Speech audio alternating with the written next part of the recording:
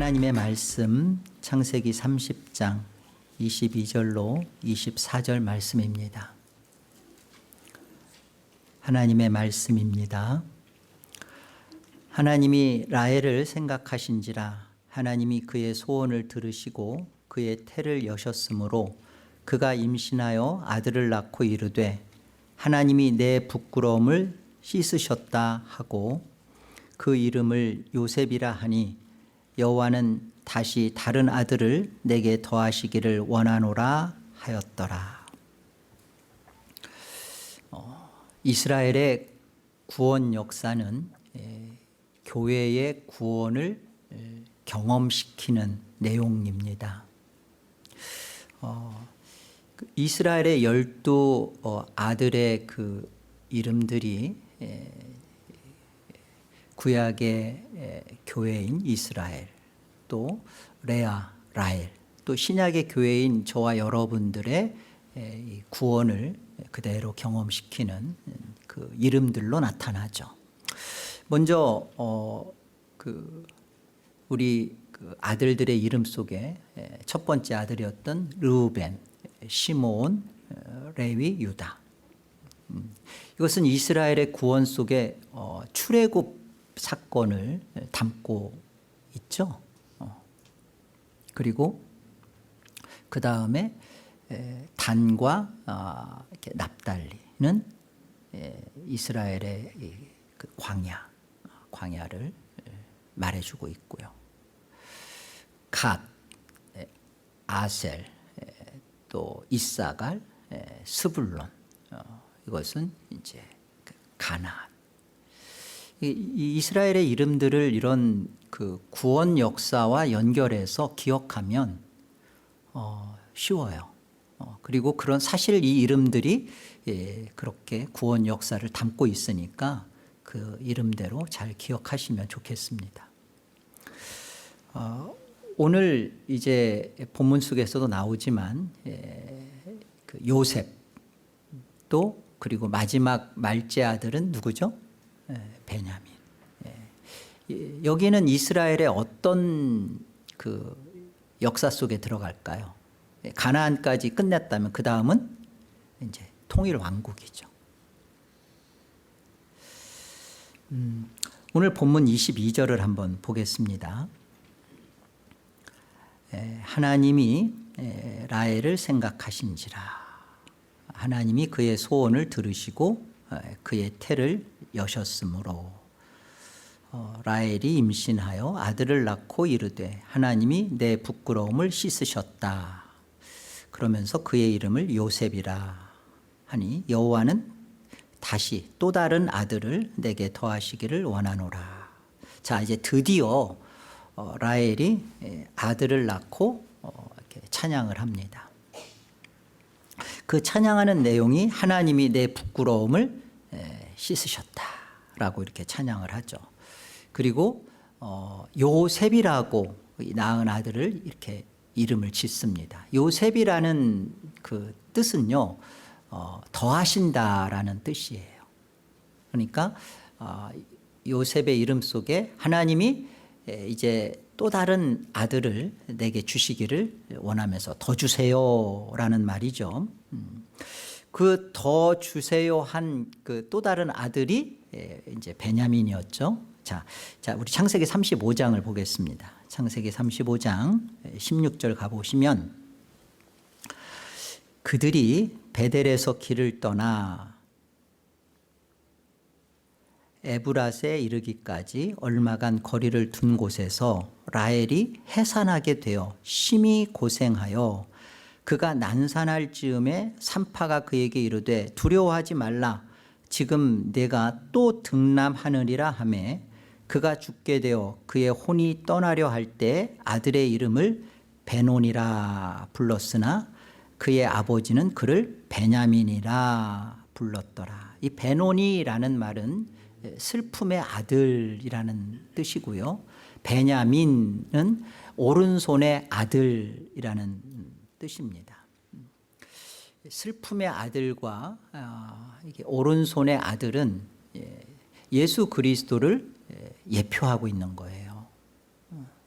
이사야서 53장 보시면 그는 오실 예수 그리스도를 말하는 거죠. 그는 실로 우리의 질고를 지고 우리의 슬픔을 당하였거늘 우리는 생각하기를 그는 징벌을 받아 하나님께 맞으며 고난을 당한다 하였노라. 그러니까 오실 예수 그리스도를 슬픔으로 표현하죠. 바로 이 슬픔의 아들이고, 또 보세요.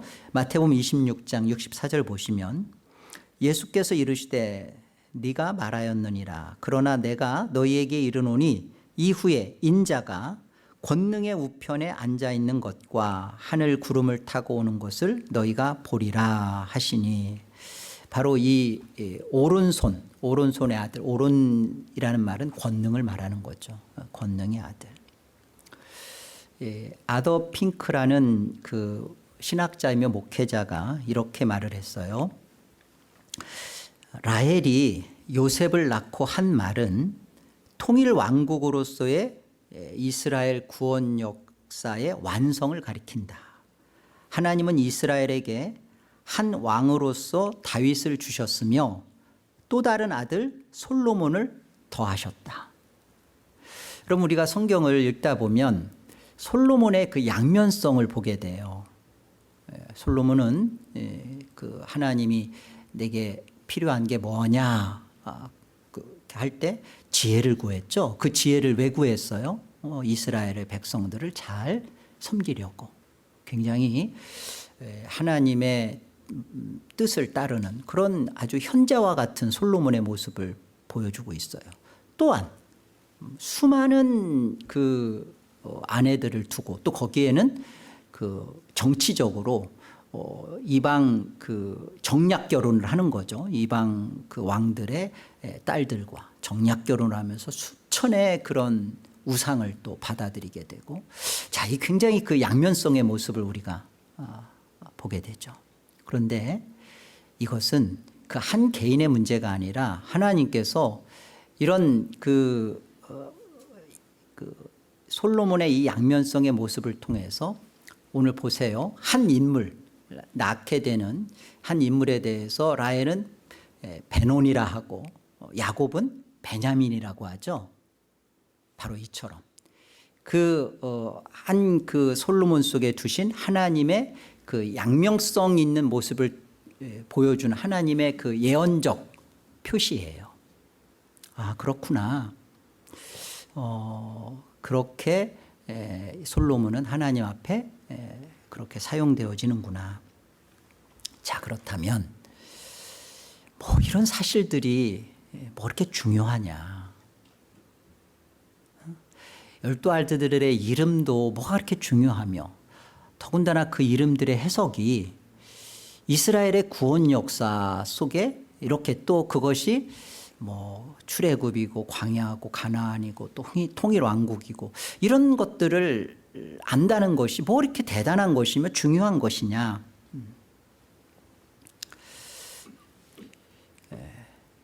하나님은 교회에게 이러한 구원 역사를 경험시키기 때문이에요. 레아와 라헬, 또 지금 출애굽한 광야에 머물고 있는 이스라엘, 그리고 오늘을 살고 있는 저와 여러분에게 이런 구원 역사를 경험시키기 때문에 그 아들들의 이름 속에서 하나님이 어떻게 일하고 계시는지를 아는 것은 내가 받은 구원, 또가 내가 하나님께서 주신 이 구원을 하나님이 또 어떻게 완성해 가시는지를 알고 신앙을 하는 거죠. 그래서 오늘의 기쁨, 오늘의 아픔, 눈물, 이 모든 것들에 대한 해석을 해나가면서 하나님의 사람으로 살아갈 수가 있게 되는 겁니다. 그 여정들, 출애굽하고 광야, 가나안, 뭐 또 통일왕국 이런 것들은요, 이 구원 역사 속에서 교회가 정말 예수 그리스도를 머리로, 정말로 머리라는 것은 나의 주관자죠. 나의 결정권자죠. 이렇게 영접할 수 있도록 하시는 거예요. 로마서 11장을 보시면 이런 말씀을 만나게 됩니다. 이는 만물이 주에게서 나오고 주로 말미암고 주에게로 돌아감이라. 그에게 영광이 세세히 있을지어다. 아멘. 하나님이 생명의 그 여탈권자일 뿐만 아니라 모든 우주 만물 그리고 역사의 주관자이시고 결정권자이시랍니다. 그런데 이 하나님은 하나님께서 모든 일을 다 계획하시고 그리고 그것을 그대로 진행하시고 완성하실 하나님이세요. 그런데 교회로 그것을 선택하게 하셔요. 교회가 그 일을 매번 자유 의지에 따라 선택하고 그리고 그 책임을 경험케 하죠. 그래서 늘 죄의 아픔과 고통을 맛보고 이건 뜨거운 거였구나, 이건 먹을 게 아니었구나 라는 것을 깨닫게 하죠. 이유는 뭐죠? 그렇게 해서 하나님이 이루시고자 하는 게 뭐예요? 처음부터 그에게 예수 그리스도를 주셨던 하나님이 예수 그리스도를 인격적으로 영접하게 하시는 거예요. 여러분, 이게 구원 역사의 진행 과정입니다. 400년 동안 애굽에 있었던 그 이스라엘 백성들이 나와지는 것도 하나님의 일방적인 은혜로 나왔어요. 그렇다면 홍해를 건너게 하신 그 엄청난 능력의 하나님이 그들을 바로 불과 보름길이면 바로 요단강도 안 건너요. 바로 가나안으로 입성시킬 수 있습니다. 그런데 하나님이 그렇게 그들을 이끌지 않았죠.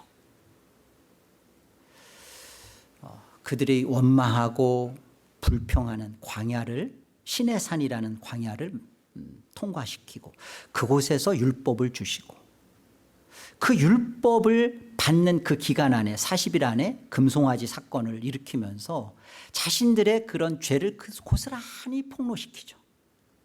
여러분, 하나님은 우리를 일방적으로 구원하셨어요. 그리고 하나님은 우리를 끝까지 그 구원을 지키시고 완성해 내실 겁니다. 문제는 하나님은 더 고급스럽고 더 영광스럽게 우리를 구원으로 대접하시는 거예요. 다만 천국 와라가 아니라 천국의 거룩한 백성으로서 성삼위 하나님의 거룩함을 맛볼 수 있는 자로, 천사도 들어가지 못하는 그런 영광스러움에 우리를 불러들이고 그것을 맛보게 하시기 위하여 하나님이 우리에게 하시는 일이에요. 선택하라.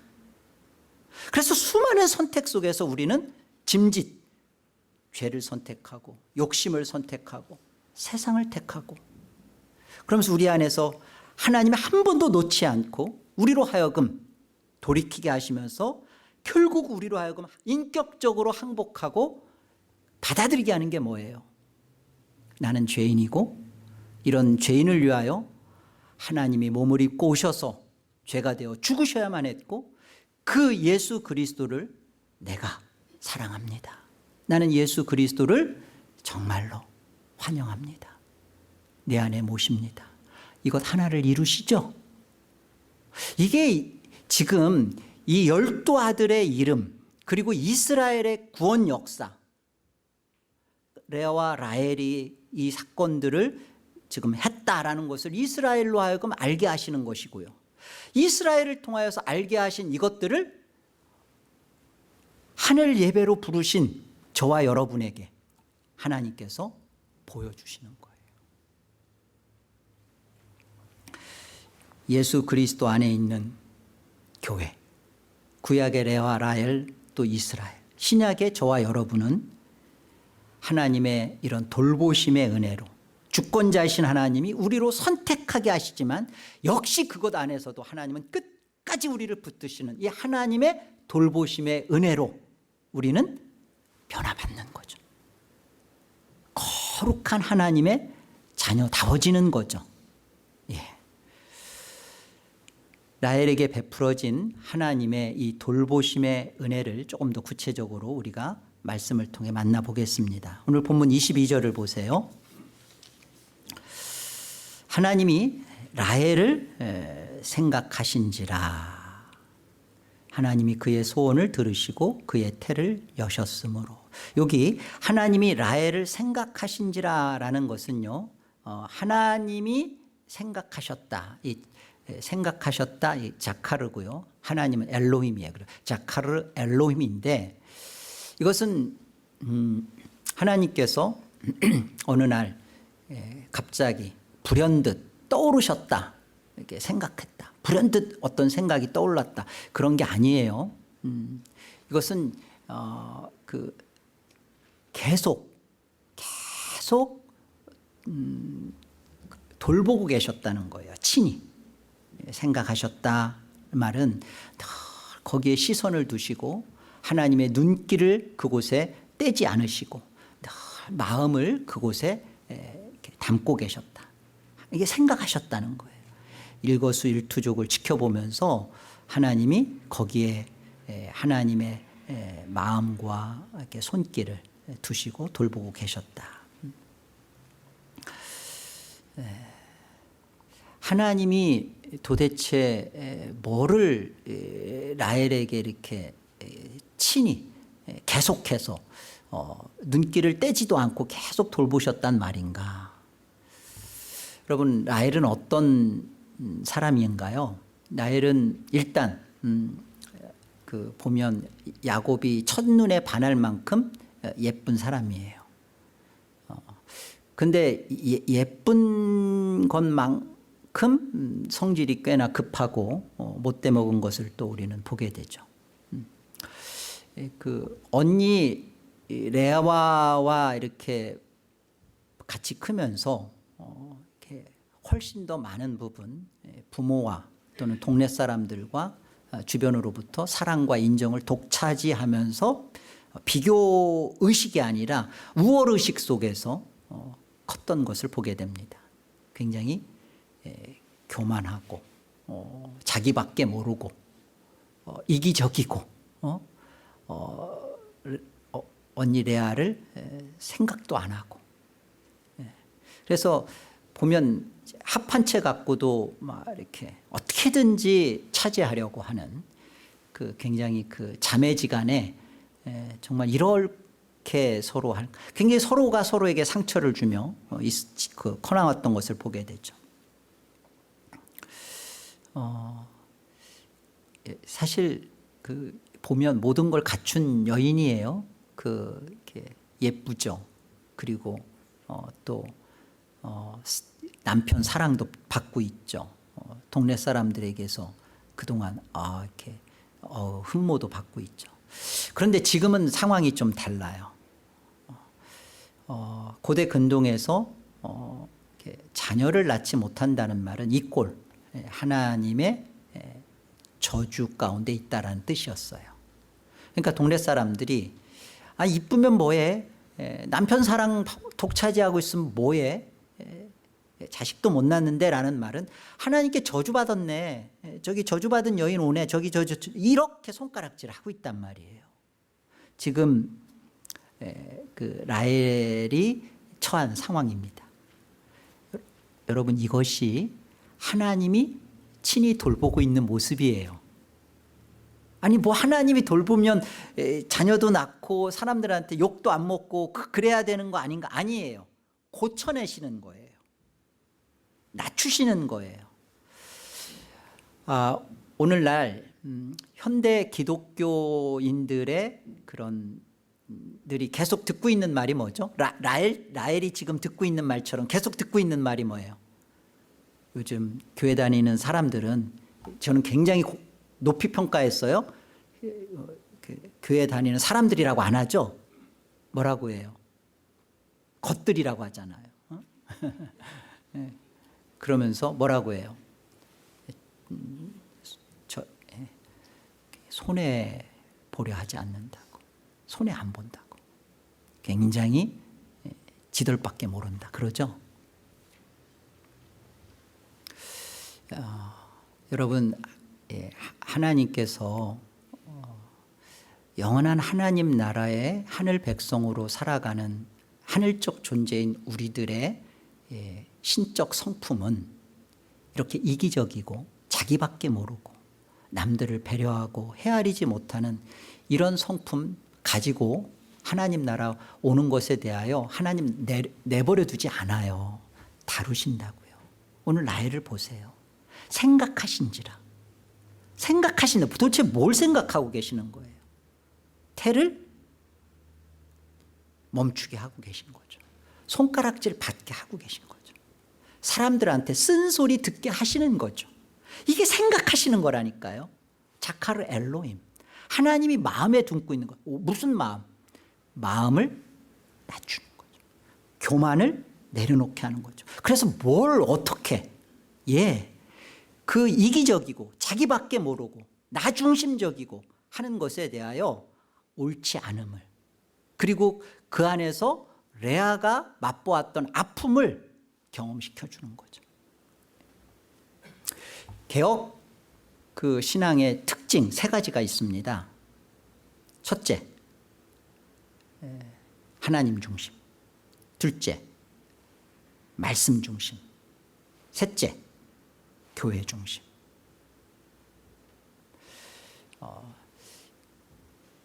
교회 생활을 통해서 많은 사람들이 목사한테 상처받고 성도들한테 상처받고 그래서 이런 생각들을 해요. 교회는 불가근 불가원, 너무 가까이 가거나 너무 멀리 적당한 선에서 적당하게 신앙생활을 하려고 해요. 근데 하나님은 생각하신지라. 하나님은 그 꼴 허락하지 않습니다. 그래서 이렇게 예배당에서도 앉는 거 보면 엉덩이를 적당하게 빼고 있는 자세는 옳지 않아요. 하나님께 내가 하나님이 나를 단순히 천국이라는 환경적 장소로 나를 옮기는 거에 하나님의 목적이 있다면 오늘 생각해 보세요. 그들을 홍해를 건너게 하고 시내산에서 율법을 받게 하고 광야에서 40년을 그 똑같은 자리예요. 사실은 38년 동안 뱅뱅 도는 겁니다. 그렇게 하고 통일 왕국 속에서 그들의 그 온갖 우상 속에서 그들을 또 경험시켜. 왜 그러시냐고요? 만드시려고요. 만드시는 거예요. 이게 하나님의 고급스러운 하나님의 구원의 목적입니다. 오늘 그 하나님의 돌보심의 은혜 속에서 이 급하고 질투심 많고 이기적인 라헬이 어떻게 변화됐는지를 한번 보세요. 오늘 본문 22절을 보시면 이렇게 성경은 말씀하잖아요. 하나님이 라헬을 생각하신지라 하나님이 그의 라헬의 소원을 들으시고 라헬의 태를 어떻게 해요? 여셨다. 그러죠? 이 창세기 30장 22절을 흠정역으로 한번 보겠습니다. 22절 흠정역을 보면 뭐라고 되어 있냐면 하나님께서 라헬을 기억하시니라. 하나님께서 그녀에게 귀를 기울이시고 그녀의 태를 여셨으므로. 그러니까 하나님이 그의 소원을 들으셨다. 그 표준 세번역에서는 하나님이 그의 호소를 들으셨다 이렇게 되어 있어요. 그러니까 이건 뭔 소리예요? 하나님이 귀를 기울이셨다는 게 뭐예요? 라헬이 지금 하나님 앞에 기도했다라는 거예요. 그의 호소, 그의 소원을 하나님이 들으셨다고 그러잖아요. 그러니까 지금 결혼한 지 불과 이렇게 3년도 안 돼 가지고 야곱의 막 머리끄댕이를 붙잡으면서 했던 말이 있잖아요. 아들 빨리 만들어내. 안 그러면 나 죽을 거야. 그 얼마나 급합니까? 그리고 얼마나 돌아보잖아요. 그 야곱의 체면이나 야곱의 어떤 것 그러니까 아무것도 관심 없어요. 오로지 나 나밖에 없는 거예요.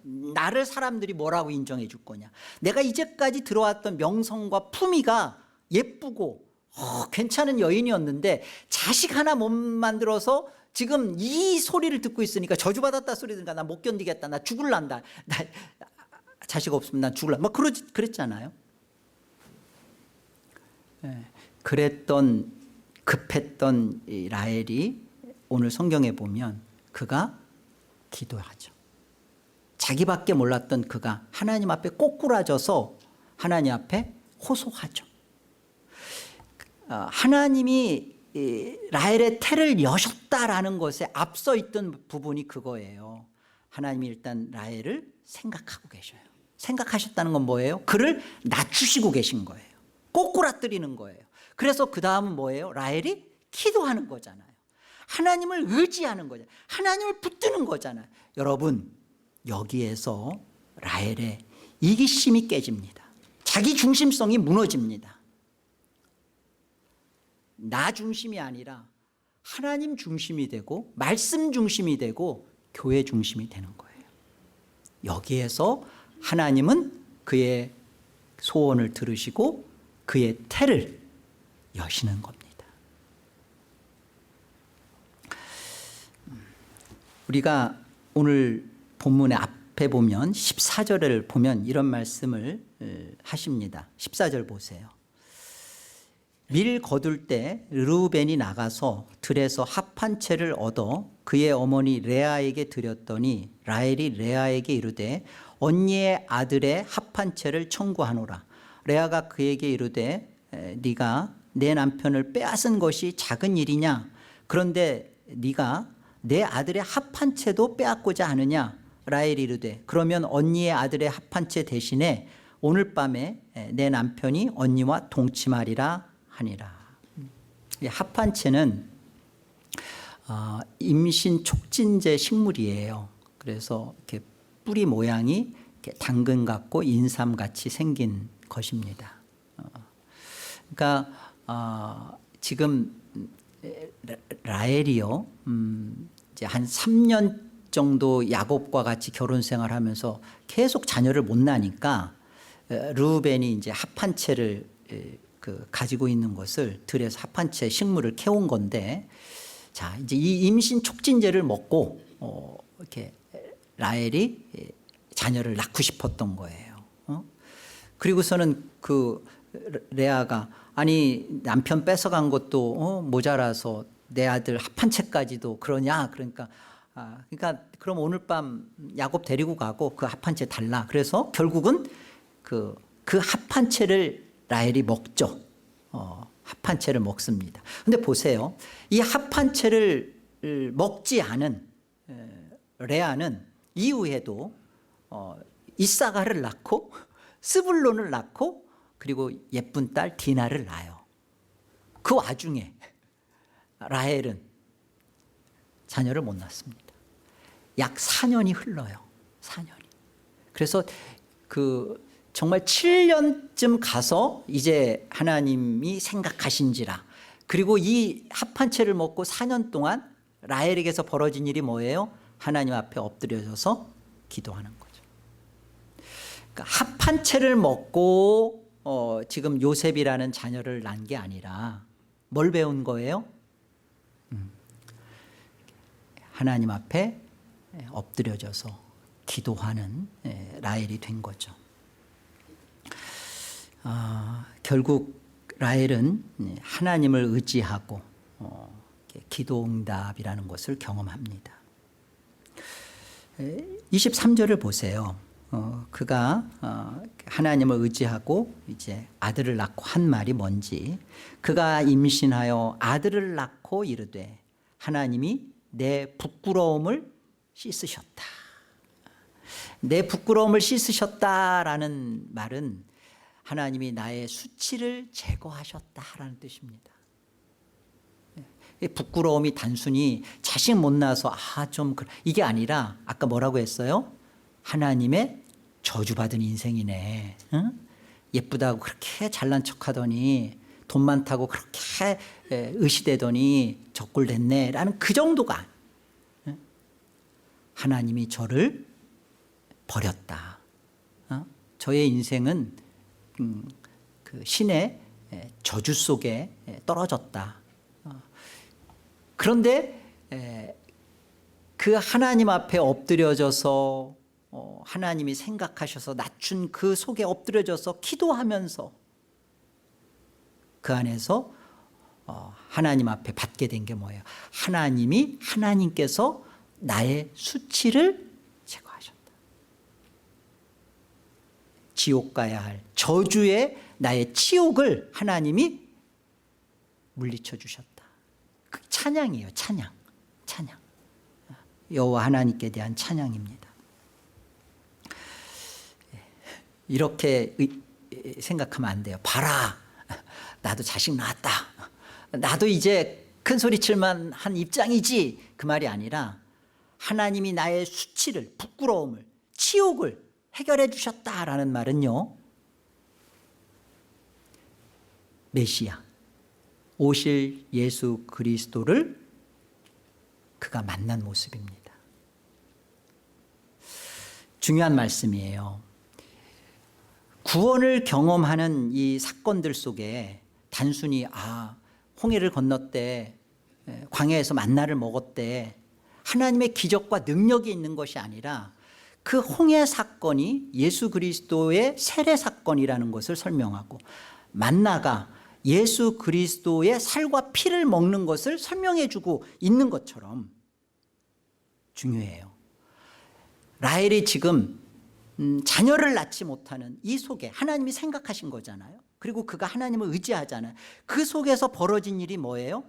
이제는 하나님이 나도 자식 줬네가 아니라 여기에서 내 수치를 제거하신 예수 그리스도를 영접하게 됩니다.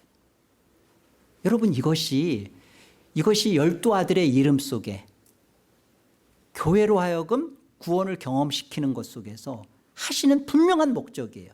예수 그리스도를 만나게 하고 영접하는. 예수 그리스도를 영접하는 문제가 이렇게 말랑말랑한 게 아닙니다. 예수 그리스도를 영접하는 것, 수치가 제거되는 문제, 이걸 통하여 라헬은 예수 그리스도를 참으로 내 안에 고백하고 찬양하게 되는 거죠. 시편 22편을 볼까요? 이 시편 22편은 다윗의 시입니다. 물론 다윗이 자신이 처한 자신의 모습을 가지고 하는 건데, 이 시편 22편은 대표적인 오실 예수 그리스도의 고난을 예표하는 고난의 시예요. 그러니까 지금 다윗이 자신의 모습에 대해 설명하지만 사실은 이 모습은 장차 몸을 입고 오셔서 십자가에 고난당하실 예수 그리스도의 모습을 예언적으로 예표하고 있는 시란 말이죠. 그러니까 여기는 예수 그리스도를 보여주고 있는 거예요. 목적이 그거예요. 다윗은 자기가 성령의 감동 속에서 자신의 모습을 이렇게 말하고 있지만 결국은 이 모습 이대로 성취될 거란 말이에요. 그리고 그 성취되신 예수 그리스도 우리는 보게 됩니다. 그래서 이 속에서 수치를 제거하시는 예수 그리스도를 보여주시는 거예요. 그리고 이 예수 그리스도를 영접한 것이 다윗이고, 이 수치를 만나면서 영접하는 것이 다윗이고, 오실 예수 그리스도를 우리는 이 말씀을 통해서 이미 오셔서 이 수치를 제거하신, 십자가에서 이 수치를 제거하신 예수 그리스도를 영접하게 되는 거죠. 자, 보겠습니다. 내 하나님이여, 내 하나님이여, 어찌 나를 버리셨나이까. 이 예수님 십자가상에서 그랬죠. 엘리 엘리 라마 사박다니, 하나님 하나님 어찌하여 나를 버리십니까. 어찌 나를 멀리하여 돕지 아니하시오며 내 신음소리를 듣지 아니하시나이까. 6절, 나는 벌레요 사람이 아니라 사람의 비방거리요 백성의 조롱거리이다. 나를 보는 자는 다 나를 비웃으며 입술을 삐죽거리고 머리를 흔들며 말하되 그가 여호와께 의탁하니 구원하실걸, 그를 기뻐하시니 건지실걸 하나이다. 여러분, 이게 로마 군병들이 창을 들면서 했던 말 아닙니까? 또 지도자들이 했던 말 아닙니까? 저가 남은 구원하였을 때 자기는 구원하지 못한다. 내려와 봐라. 그러면 우리가 너를 하나님의 아들로, 구원자로 믿겠노라. 지금 그 십자가상에서 예수님이 당하고 있는 모습이죠. 14절 보세요. 나는 물같이 쏟아졌으며, 이 다윗의 이 고백 속에 예수 그리스도의 오실 모습을 보여주는 거예요. 이것이 핵심입니다. 나는 물같이 쏟아졌으며 내 모든 뼈는 어그러졌으며 내 마음은 밀랍 같아서 내 속에서 녹았으며. 이 모습대로 예수님이 십자가에서 겪으시죠. 내 힘이 말라 질그릇 조각 같고 내 혀가 입천장에 붙었나이다. 주께서 또 나를 죽음의 진토 속에 두셨나이다. 개들이 나를 에워쌌으며, 개들이라는 것은 이방인들을 말하죠. 로마 군병들을 말하고, 악한 무리가 나를 둘러 내 수족을 찔렀나이다. 내가 내 모든 뼈를 셀 수 있나이다. 그들이 나를 주목하여 보며 내 겉옷을 나누고 속옷을 제비 뽑나이다. 이사야서 50장도 보세요. 이사야서 50장은 여호와의 종에 대한 고난의 예언입니다. 나를 때리는 자들에게 내 등을 맡기며 나의 수염을 뽑는 자들에게 나의 뺨을 맡기며 모욕과 침뱉음을 당하여도 내 얼굴을 가리지 아니하였느니라. 예수 그리스도가 십자가상에서 겪는 모습입니다. 자, 여러분, 이 예수 그리스도를 여호와의 종으로서, 지금 예수 그리스도예요. 이분이 이런 고난을 당합니다. 이 예수 그리스도를 영접한 여호와의 종의 모습이 이제 7절부터 설명돼요. 예수 그리스도와 하나된 십자가의 예수 그리스도를 영접한 자의 모습을 보세요. 이게 사실은 예수 그리스도의 모습인데 예수 그리스도와 하나 됐으니까 그 예수 그리스도의 영접한 자들의 모습이 어떤 건지 보십시오. 주 여호와께서 나를 도우심으로 내가 부끄러워하지 아니하고 내 얼굴을 부싯돌같이 굳게 하였으므로 내가 수치를 당하지 아니할 줄 아노라. 내 얼굴을 부싯돌 단단한 돌입니다. 그 마치 얼굴이 부싯돌 같다. 얼굴이 그냥 단단하다라는 거죠. 뭐라는 거예요? 수치를 전혀 느끼지 않는다는 거예요. 부끄러움을 전혀 개의치 않는다라는 거예요. 왜 그렇죠? 고난당하신 예수 그리스도를 영접했기에. 하나님 앞에 자신의 죄가 얼마나 치욕스럽더라도 얼굴이 부싯돌 같은 거예요. 하나님 앞에서. 왜요? 바로 예수 그리스도가 나의 수치를 제거하셨기 때문에. 지금 그 설명이에요. 주 여호와께서 나를 도우심으로 내가 부끄러워하지 아니하고 수치를 느끼지 아니하고 내 얼굴을 부싯돌같이 굳게 하였으므로 내가 수치를 당하지 아니할 줄 아노라. 여러분, 믿는 자들에게 있어서 어떠한 부끄러움과 수치도 예수 그리스도의 십자가 앞에 하나님의 저주 없습니다. 예수님을 영접하지 않은 자는 끊임없이 그 부끄러움 속에서 자기가 그 수치를 해결하려고 하죠. 그러나 예수님을 영접한 사람, 이게 다른 거예요. 하나님이 예수 그리스도에게 왜 수치를 겪게 했는가?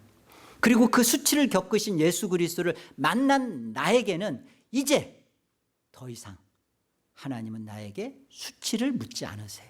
하나님이 수치를 보지 않기 때문에 사람 앞에서도 그 부끄러움은 제거된 거죠.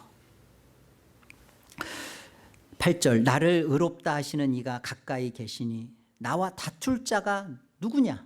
나와 함께 설지어다. 나의 대적이 누구냐? 사탄 마귀가 정죄해도 내게 가까이 나올 줄. 그 정죄가 해당이 안 되죠. 보라, 주 여호와께서 나를 도우시리니 나를 정죄할 자 누구랴? 보라, 그들은 다 옷과 같이 헤어지며 좀이 그들을 먹으리라. 바로 하나님의 교회에게 주시는 하나님의 돌보심의 은혜입니다. 하나님이 생각하고 계세요. 내가 원하는 때 원하는 것을 가지려는 것을 통해서 하나님이 나를 사랑한다, 하나님은 내 편이다, 그렇게 말하고 싶지만 하나님은 우리 안에 하나님 앞에서 하나님의 거룩한 자녀로 구원의 참 모습을 갖출 때까지 생각하고 계시고, 결국은 세상을 합한 채를 먹어서 세상을 가져서, 돈을 가져서, 자녀의 성공을 가져서 나의 잘됨을 드러내려고 했던 것에 대하여 내려놓게 하시고 죄의 고통을 겪게 하시고, 그리고 하나님을 참으로 의지하고 붙들게 하시죠. 기도하게 하시죠. 이 속에서 기도 응답을 받는 것은 그겁니다. 하나님이 나의 죄의 수치와 고통을 겪고 해결하기 위하여 그분이 십자가에 달려 죽으셨구나. 그래서 나는 하나님이 보실 때 너무나 기쁘고 행복한 아들이요 딸이 됐구나. 사실 이 놀라운 복된 인생을 성도만이 사는 겁니다. 이 세상에서. 이런 하나님의 돌보심의 은혜를 라헬은 그 예수 그리스도의 십자가로 제거되었고, 이스라엘의 수치 또한 예수 그리스도의 십자가로 제거되었고, 저와 여러분의 수치 또한 예수 그리스도의 십자가로 이미 제거되었습니다. 하나님의 돌보심의 은혜예요. 여러분, 이 땅에서 내가 조금 더 갖고 자녀가 해결되고 건강이 또 해결되고 다 죽잖아요. 육신은 다 죽잖아요. 하나님 나라에서 내가 부자로 살았다라는 것이 도대체 무슨 의미를 가질 것이며, 자녀가 좋은 대학을 가고 못 가고가 하나님 나라에서 도대체 어떤 기쁨이 되고 말 것이냐고요. 그런 문제들을 통해서 내가 예수 그리스도를 참으로 인격적으로 영접을 하도록 구원 역사를 하나님은 이렇게 펼치신다고요. 이스라엘의 구원 역사, 레아와 라헬의 구원 경험을 통하여 하나님은 지금 나를 자기 자녀니까 이렇게 다루고 계시구나. 그래서 문제가 있어야 됐던 거구나. 그리고 이 문제 속에서 문제로만 끝나면 나는 참으로 어리석은 거구나. 이 문제 속에서 하나님은 예수 그리스도가, 이 수치를 제거하신 예수 그리스도를 참으로 나의 구주요 그리스도로 영접하게 하시는 하나님의 돌보심의 은혜구나. 여러분, 이것이 영접되면 어떻게 될까요? 그녀의 태를 여셨다 그러죠. 문제를 이제는 하나님 붙들고 있을 이유가 없는 거예요. 합한 죄가 아니라 하나님을 의지한 자의 하나님에 대한 경험이죠. 베드로전서 2장입니다. 이를 위하여 너희가 부르심을 받았으니 그리스도도 너희를 위하여 고난을 받으사 너희에게 본을 끼쳐 그 자취를 따라오게 하려 하셨느니라.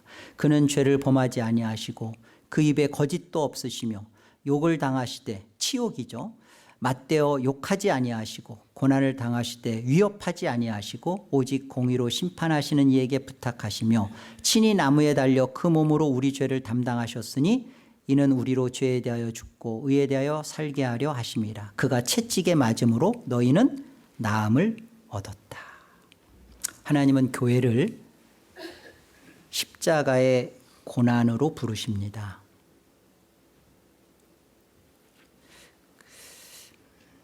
그리고 하나님은 교회를 십자가의 고난 속에서 예수님과 하나 되게 합니다. 교회만이 할 수 있는 건 이거예요. 십자가의 고난을 찾아 들어갑니다. 은혜를 모르면, 하나님의 돌보심의 은혜에 대한 믿음이 없으면 이 십자가의 고난으로 들어가지 않죠. 그러나 오늘 말씀을 통하여 하늘에서 우리에게 주시는 하나님의 복된 은혜, 복된 복음은 나는 너를 돌본다는 거예요. 생각하고 계신다는 거예요. 그러니까 이 돌보심의 은혜 속에서 예수 그리스도를 너희 안에 인격적으로 만나게 하시려는 하나님의 일하심이다 라는 것을 믿는 저와 여러분은 이제 이 땅에서 남는 시간 십자가의 고난 속으로 우리는 찾아 들어갈 수 있습니다. 이유가 있는 고난이구나. 그리스도가 고난을 받으면 우리로 하여금 그 고난을 따라오도록 하려 하심이라고 그랬잖아요. 그 고난 속으로 들어가는 겁니다. 그래서 그 속에서 하나님의 돌보심의 은혜를 경험하며 우리는 세상 가운데 있으나 세상에 속하지 아니하고 하늘로 살아가는 겁니다. 그러다가 주님 오시는 그날, 반드시 오시는 그날 우리가 누구였음을 주님과 세상 앞에 보여낼 것입니다. 이런 복된 승리의 인생을 남은 시간 채워가는 여러분 되시기를 주의 이름으로 축복합니다.